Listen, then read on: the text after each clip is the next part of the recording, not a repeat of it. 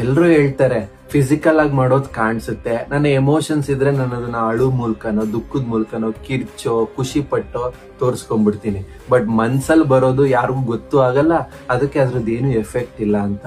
Actually ನಿಮ್ಗೆಲ್ಲ ಗೊತ್ತಿದ್ಯೋ ಗೊತ್ತಿಲ್ವೋ, ನೀವು ಮನಸ್ಸಲ್ಲಿ ಮಾಡೋದೇ ನಿಮ್ಗೆ 100% ನಿಮ್ಗೆ ಎಫೆಕ್ಟ್ ಕೊಡೋದು.